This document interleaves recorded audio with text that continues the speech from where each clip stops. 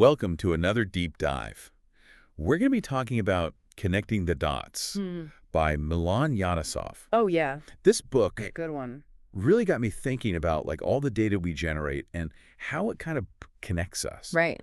And what it all means, for us in this digital age. Yeah. Milan Yanisov, he's a physicist and biophysicist. Okay. He lays out this idea that everything is connected through data.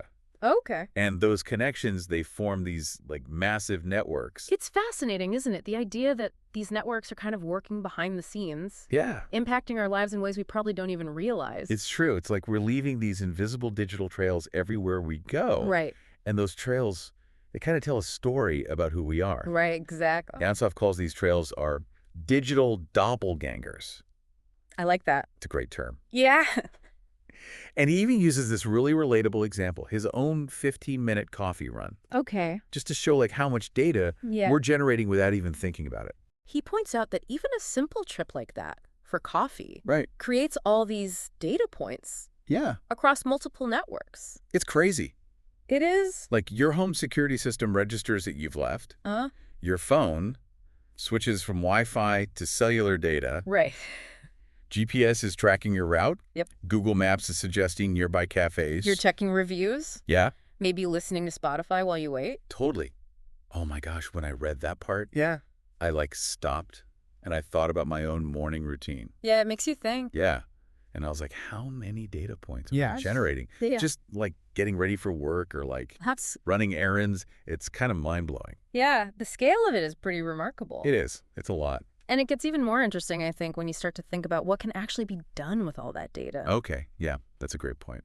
I mean, companies can use this data to personalize our experiences, Wow. predict our behaviors, even target us with specific ads or information. Okay, so maybe that targeted ad for coffee beans isn't so creepy. Right. But what about the bigger implications, right? What happens when this data is used Yeah. to influence our decisions in more subtle ways? Sure. That's a little unsettling. It definitely raises some questions about privacy and control. Yeah, for sure. And this brings us to another fascinating concept that Yanisov explores. Okay. Network science. Yeah. All this data, all these digital profiles, they're not just floating around in isolation. That's right. They're connecting into these vast networks that can reveal patterns and insights that we might never see on an individual level. Before we dive deeper into those networks, can you give us a quick breakdown Sure. of what network science actually is for those of us who aren't physicists, Of course. Think of network science as the study of how things connect Okay. and how those connections influence behavior. It's like you're mapping out the relationships in a social group. But you can apply it to anything. From characters in a book to global trade networks, Wow. even the spread of ideas online. Essentially, Right. it helps us see the bigger picture of how things are interconnected Right. and how those connections drive outcomes. That makes sense. Yeah. So how does Yanisov use network science to explain all of this? How does he connect these ideas? Well, he uses this really intriguing example from his own PhD research. Right? He actually attempted to predict the fate of characters in Game of Thrones. Wait, hold on. He used data to figure out who was going to live or die in Game of Thrones. He did. How? So he started by datafying the characters. Okay. He took transcripts of their dialogue Uh-huh. and used those interactions to create data points. Okay. Then he mapped those data points to build a network of relationships between the characters. So it's he created a social network for a fictional world. Exactly. That's amazing. And by analyzing that network, he could see patterns in the characters' relationships, their influence, even their likelihood of survival. That's so cool. It is cool. But also kind of scary. Right. If you think about how similar techniques could be used to analyze, our real-world connections, For sure. it's not like anyone's predicting our deaths, but it makes you think It does. about the information that could be gleaned from our interactions. That's a great point. Yeah. And it highlights the broader applications of network science. I mean, this isn't just about predicting the fate of fictional characters. Sure. We can use these same principles to analyze corporate hierarchies, understand social movements, or even predict the spread of diseases. So it's we can zoom in and out. Yeah. Using network science to study anything from individual interactions to global phenomena. Precisely. Wow. And that's the power of connecting the dots, right? Yeah. It allows us to see these patterns and connections that might otherwise remain hidden. Okay, so we've got data forming profiles. Right. Profiles connecting into networks. Yeah. And network science helping us understand those connections. It all ties together. But where does that leave us? Like, what does it all mean for our everyday lives? Well, that brings us to the concept of 6 degrees of separation.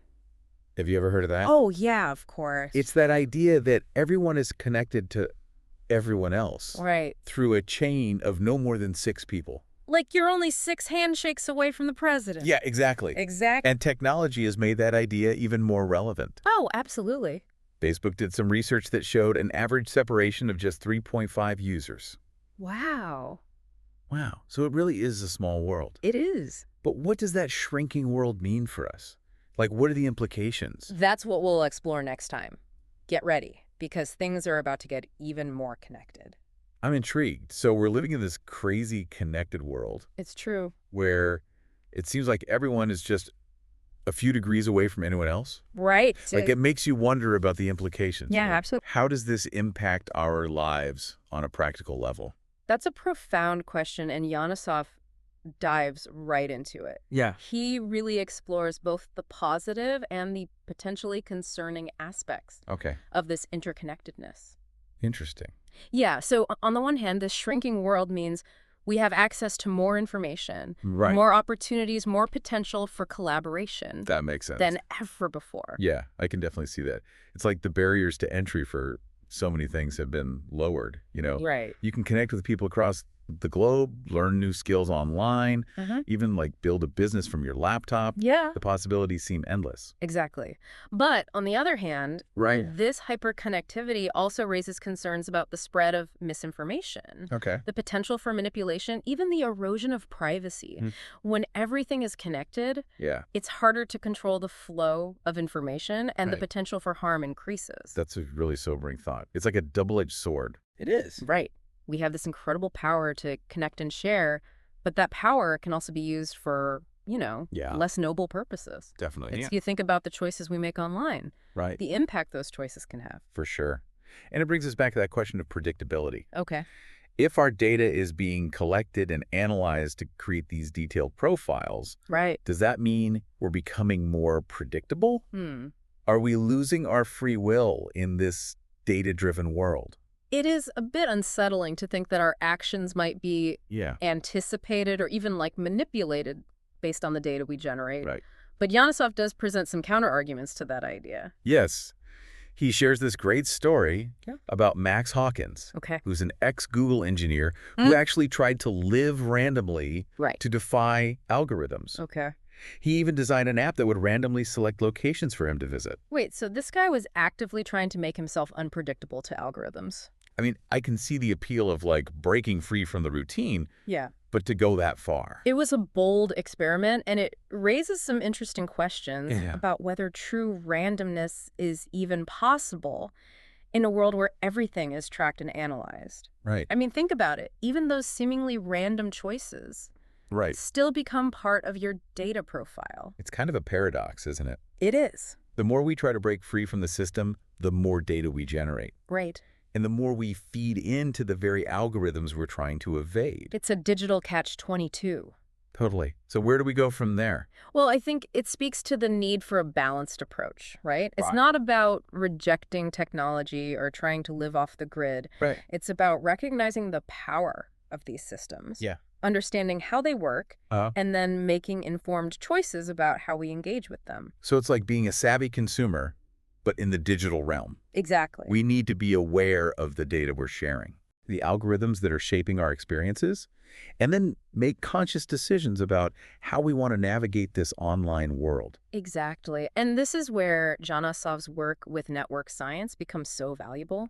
Right. Because he shows us how understanding the dynamics of networks can help us see those invisible forces that are shaping our lives, from individual choices to global trends. You mentioned earlier that Janisov's Game of Thrones project wasn't just a fun experiment. Yeah. It was actually like a demonstration of the power of network science to analyze real-world situations. Absolutely. Can you give us some more examples of how this works in practice? Sure.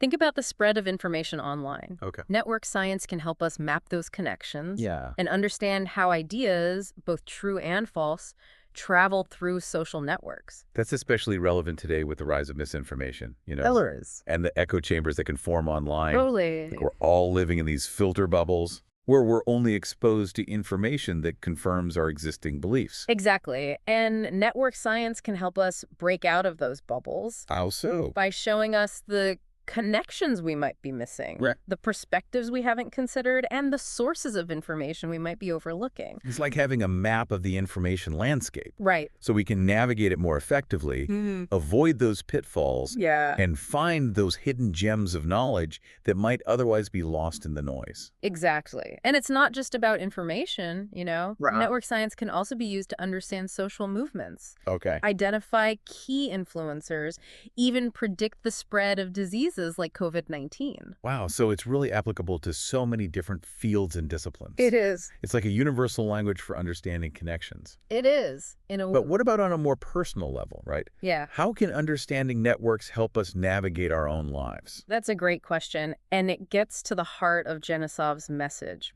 By understanding the networks we're part of, the connections we make, and the data we generate, we can start to see the invisible forces that are shaping our experiences. So it's not about becoming experts in network science, but about being aware of the networks that influence our lives, both online and offline. Precisely. Okay. And that awareness is the first step towards making more conscious choices, building more meaningful connections, and ultimately shaping our own digital destinies. So we've covered a lot of ground here. Data, networks, algorithms, even a bit of philosophy. It's a big topic. But what does 𝐂𝐨𝐧𝐬𝐬 ultimately want us to do with all this knowledge? Right. Where do we go from here? That's what we'll talk about in the final part. Okay. Bringing it all together with the book's key takeaways. Okay. And some actionable insights for navigating this increasingly data-driven world. All right, so stay tuned because this deep dive is about to come full circle. We're going to connect all those dots. Connecting all the dots we've explored so far. Yeah.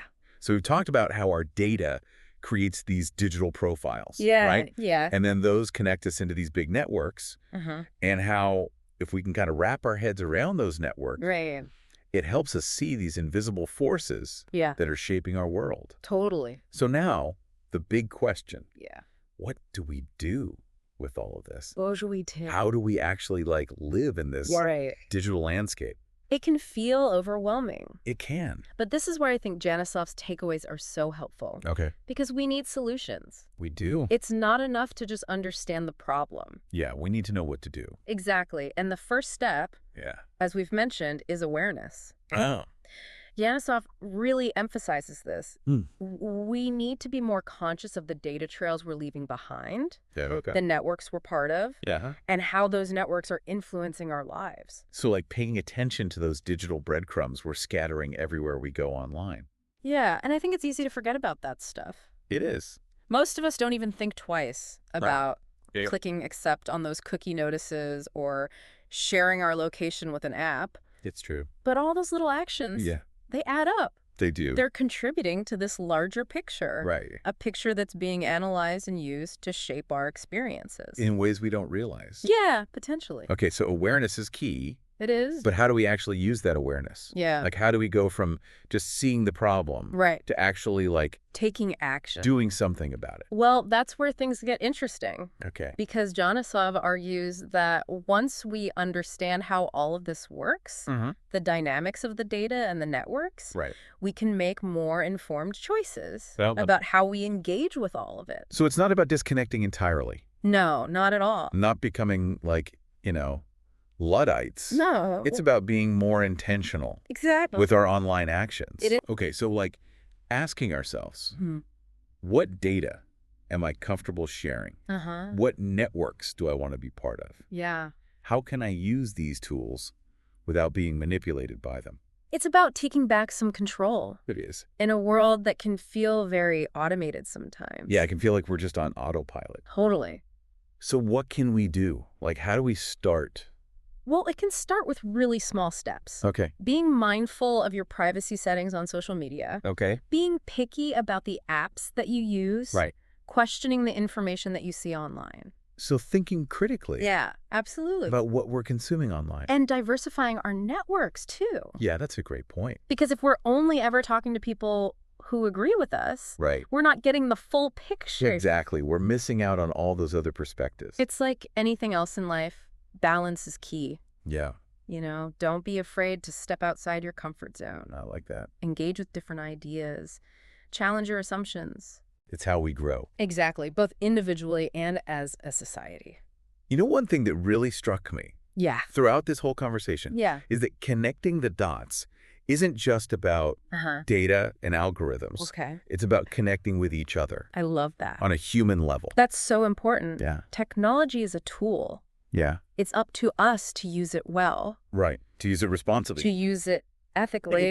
And in a way that fosters connection and understanding. It's about using it to make the world a better place. Absolutely.